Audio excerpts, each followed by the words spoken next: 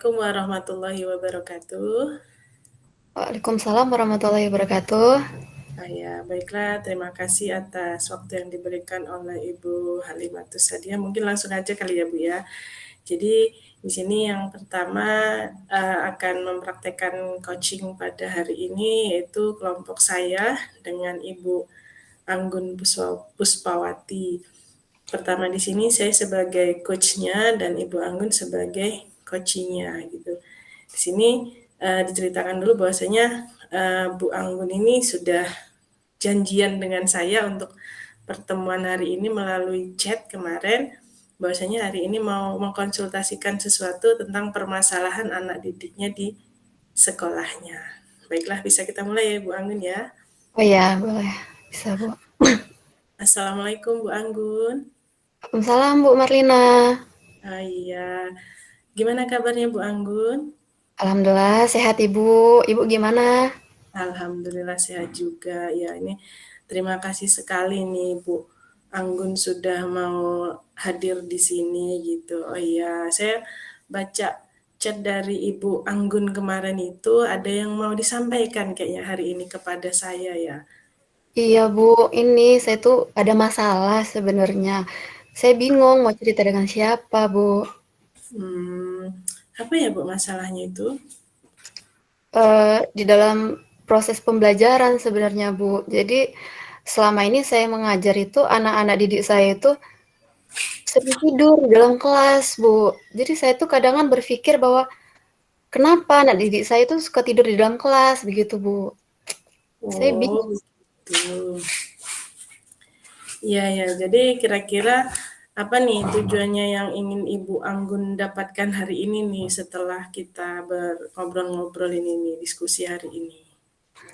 Biar saya tuh mendapatkan pencerahan gitu, Bu, jalan keluar, bagaimana biar anak didik saya itu kalau di dalam kelas itu tidak mengantuk lagi gitu, Bu. Soalnya proses pembelajaran terhambat kalau mereka tidur di dalam kelas. Oh, begitu. Gimana juga ya kalau lagi belajar terus Mhm. anaknya ngantuk di dalam kelas kayak gitu.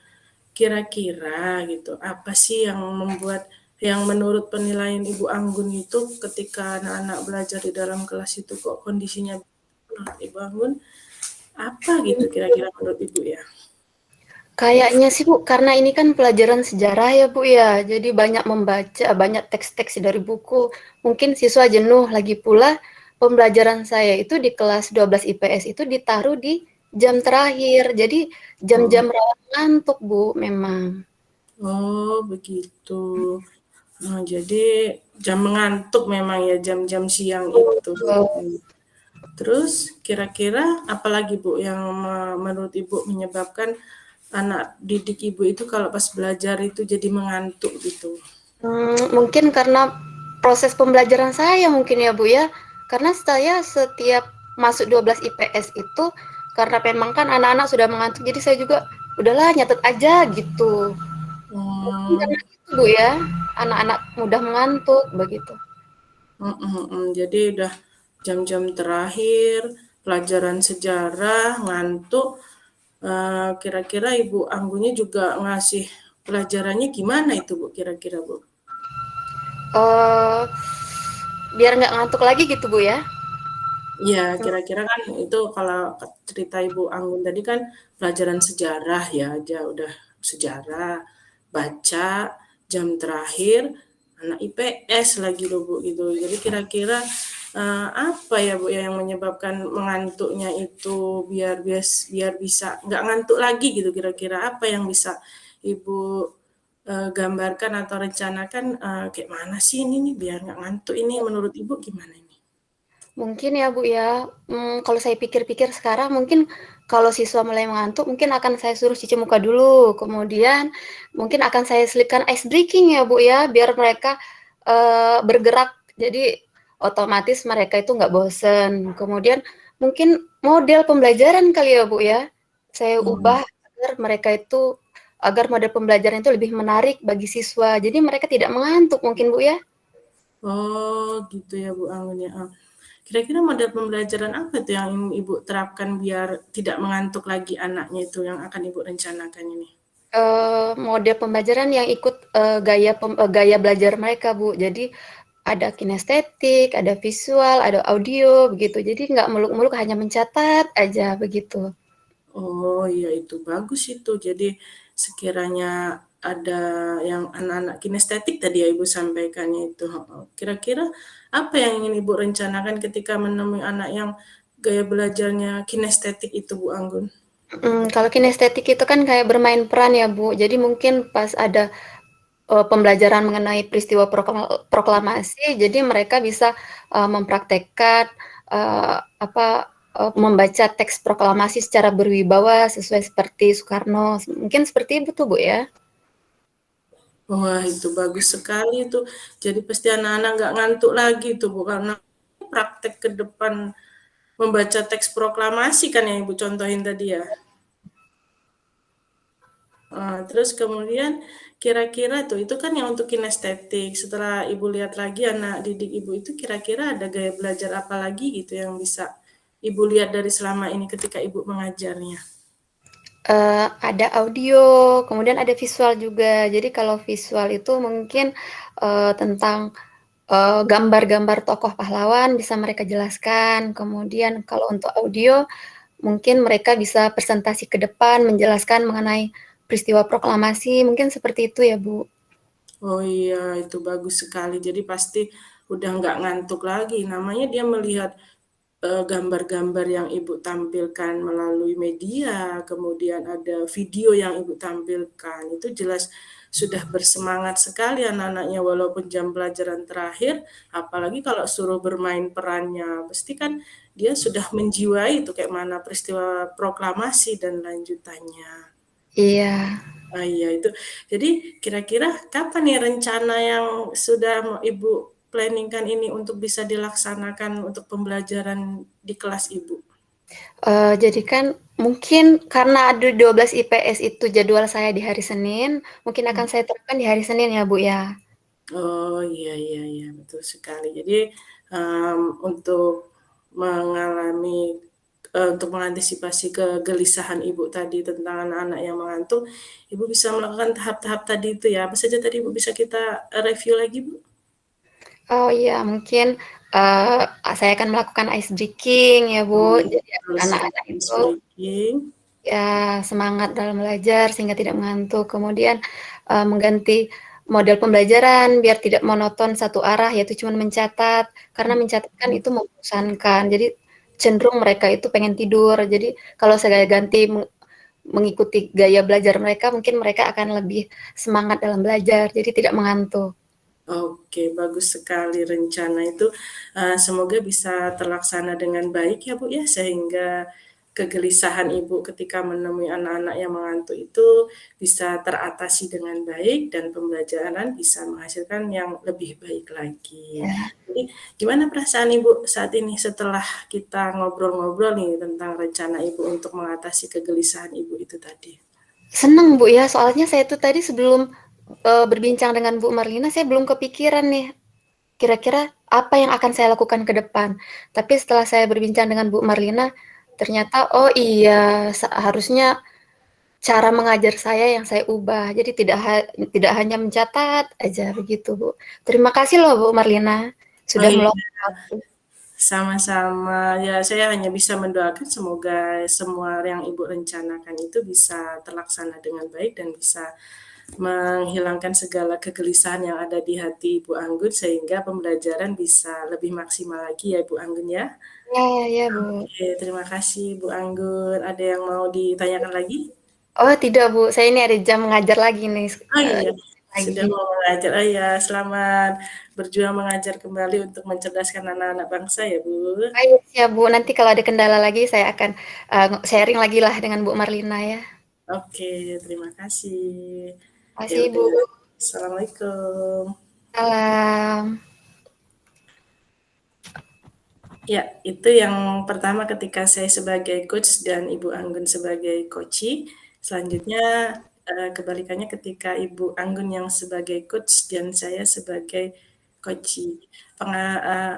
awalannya sama gitu, sebelumnya saya sudah berkonsultasi via chat dengan Ibu Anggun bahwasanya hari ini saya akan bertemu dengan Ibu Anggun untuk mendiskusikan permasalahan yang ada pada saya di dalam kelas saya gitu. Oke, silakan dimulai Ibu Anggun. Ya, sebentar. Assalamualaikum Bu Marlina. Waalaikumsalam Ibu Apa kabarnya hari Anggun. ini Ibu? Alhamdulillah sehat, tapi walaupun saya kayaknya agak-agak sedih, sedih gimana gitu, agak-agak gelisah hati saya hari ini Bu Iya. Anggun. Oh iya, kemarin ngechat saya Ibu ya. Ibu bilang mau ada yang mau di-sharing ya kepada saya. Iya, saya ini ada sesuatu hal yang agak mengganjal di dalam hati ini. Saya ingin ngobrol-ngobrol lah sama Ibu Anggun ini terkait anak-anak di kelas 10-3 itu. Saya kan guru matematika di situ gitu. Oh iya, sudah. Oh, ini kebetulan saya juga jamnya masih kosong. Ibu Marlina kosong ya jamnya saat ini? Oh iya, ini ada 02 jam saya Bu, makanya saya mau diskusi sama Iya. Ibu hari ini. Oke, kita diskusi. Kira-kira Bu, apa yang akan kita bahas nih kali ini, di sharing kali ini? Iya Bu, saya mau menyampaikan ini masalah di kelas saya itu Bu, di kelas 10-3 itu ada 2 anak laki-laki di situ yang kalau pelajaran saya itu, nggak tahu kalau pelajaran yang lain ya Bu ya, pelajaran saya itu suka baru saya masuk berapa menit, baru ngomong sebentar, dia selalu izin mau ke kamar mandi Bu, gitu anak itu. Hmm. Selalu izin ke kamar mandi ya, dan selalu berdua itu dia izin kamar mandi. Kan saya jadi, apa karena saya masuk kelas terus anak ini mau izin keluar aja gitu. Jadi saya merasa gimana gitu Bu, kalau lagi belajar di kelas itu Bu. Hmm. Apa mereka berdua aja Bu yang sering ke toilet, permisi ke toilet? Beberapa gitu, nanti misal anak itu berdua sudah saya izinkan, ada lagi gitu yang izin ke toiletan lagi. Saya berpikir, apa karena sekolah saya ini kan di gunung, di bawah gunung, di atas kali gitu. Jadi Hmm. kayaknya mereka itu mau main-main ke kali gitu kayaknya Bu. Saya lihat-lihat lebih lanjut, saya ngobrol-ngobrol sama kawan-kawan di ruang guru itu kadang, "Kenapa ya anak-anak itu sering izin keluar ngomongnya, Bu mau ke kali, Bu mau ke kali," gitu katanya. Kira-kira menurut Ibu, kenapa ya siswa itu sering permisi ke toilet, ke kali itu menurut Ibu gimana ya? Iya, pas awalnya sekali, 2 kali itu saya selalu izinkan mereka izin berdua ke kali gitu, tapi selang berapa lama nanti ada yang izin ke kali lagi berdua, tapi mah rata-rata yang laki-laki ya, Bu, ya, izin Hmm. ngomongnya ke toilet, tapi, berujungnya kadang ke kali gitu. Jadi memang di bawah sekolah saya agak ke bawah lagi itu kan ada kali besar gitu, Bu, yang ngomongnya dia mau ke kali situ gitu. Terus saya ngobrol sama kawan-kawan di sekolah itu juga, iya anak laki-laki itu juga kadang kan suka berdua izin ke kali gitu. Terus akhirnya ada kawan yang ya agak berangkat siang gitu, memang Hmm. kadang-kadang lihat anak-anak itu nongkrong di kali itu Bu, ngobrol-ngobrol gitu. Jadi, oh setelah saya ngobrol sama kawan itu dikasih tahu kalau anak-anak itu sebenarnya nggak izin ke belakang ke kali ngobrol itu, kayak saya mulai berubah kalau ada yang izin mau ke kali itu saya bilang, "Sendirian aja nggak usah berdua," saya bilang kayak gitu. Oh iya, Biar upaya biar Ibu untuk anak-anak biar nggak sering izin itu bagaimana, Bu? Iya, akhirnya saya bilang kayak gitu, kalau ada yang izin mau ke belakang gitu, ngomongnya dia ke belakang, saya pikir ke toilet, ternyata kata anak-anak itu nggak biasa ke toilet, dia senangnya ke kali gitu, berdua maunya gitu. Jadi saya antisipasi aja, kalau pas itu, nggak usah berdua, kalau mau izin ke toilet sendiri aja gitu. Hmm. Ketika saya bilang seperti itu, nggak jadi mereka Bu ke kamar mandi. Tadi tuh saya coba kayak gitu, "Oh ya udah nggak jadilah Bu saya ke kamar mandi," katanya, "nggak jadi ke belakang kalau sendirian," begitu. Malah kalau sendirian nggak jadi ya, Bu, mesti berdua ke toiletnya ya? Iya, setelah, Mhm. saya mulai berpikir tuh, kenapa anak-anak itu kalau sendirian kok nggak jadi nih, pasti ada sesuatu yang aneh kan harus berdua gitu. Iya. Ketika saya tidak izinkan sendiri, kalau saya nggak izinkan berdua, untuk sendiri dia nggak jadi katanya, nggak kerasa pengen ke belakang lagi katanya. Mhm. Menurut Bu Marlina, menghadapi situasi ini apa sih yang akan Ibu lakukan? Ya, awalnya saya mulai itu merubah, tidak mengizinkan secara langsung mereka berdua, saya izinkan satu aja. Itu agak berkurang, Bu, jadi anak-anak yang izin mau ke belakang itu mulai berangsur nggak sering banget. Tadinya kan tuh setiap saya masuk langsung izin gitu. Terus saya izinkan satu aja ke toilet yang ada di sekolah aja, nggak usah ke kali gitu. Tapi ya namanya anak-anak itu kadang banyak alasannya yang nggak bisa kalau nggak ke kalinya itu, Bu. Saya heran bener saya juga kenapa anak-anak saya karena lokasi sekolahnya mungkin deket kali jadi anak-anak pikirannya ke kali ya, Bu, ya. Hmm, oh, jadi salah satunya itu adalah memperbolehkan mereka ke toilet tapi hanya satu-satu ya, Bu. Selain itu apalagi, Bu, kira-kira? Iya, jadi setelah saya, ngobrol sama ibu ini saya kepikiran mungkin anak itu dia nggak jujur sebenarnya, sebenarnya nggak pengen ke toilet, dia pengen jalan bareng berdua sama kakaknya itu lewat kelas Manang, lihat gebetannya gitu kayaknya, Bu, gitu. Jadi dia nggak jujur dia, Bu.